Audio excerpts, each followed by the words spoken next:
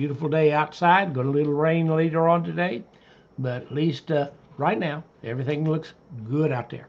Did you ever have a day in court?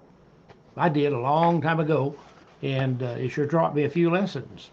When you get a ticket in driving years back, and I learned you better behave yourself in court. Says R.E. Clark writes about his opportunity there too. He says the last few years have given us opportunities to examine the solid details of lives gone awry. I speak, of course, in reference to the strange courtroom exhibitions that have been published for all to see. And of course, we're seeing those on different places now. It says the newspapers and televisions have been filled with the exploits of those who were well known and of those who became well known simply because they were accused of breaking the law. Of course, they all are innocent.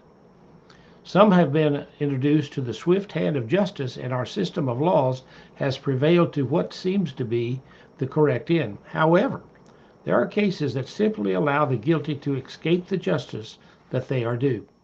Amazing to me are the defense attorneys who just somehow believe that their client is innocent in the face of overwhelming evidence that proves otherwise. There is thankfully a court of higher justice in which all truth is revealed. David found himself unjustly accused in Saul's court by a man named Cush. This man had told Saul that David could not be trusted as a friend, and that David's intent was to bring harm to the king. David's appeal was not to the judgment seat of men, but to the highest court, which has as its judge the ruler of the universe. In Psalm 7:10, David proclaims, "My defense is of God, who saves the upright in heart." We do not hear David offering lame excuses. He seems blame on others. He is not creating sufficient doubt to sway a jury. He simply declares his defense to be in God. Literally, God is his alibi. This is true because God knows his heart. There is no dishonesty before God. Excuses and pseudo sorrow will not carry the day as we stand before God's justice. God saves only the upright in heart. There is nothing to do with perfection or purity.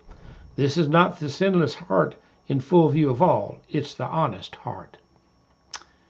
Interesting. How will we stand in the court of God when that day comes? I hope that you have Jesus as your Savior, because he is the best attorney you could ever have. God bless you.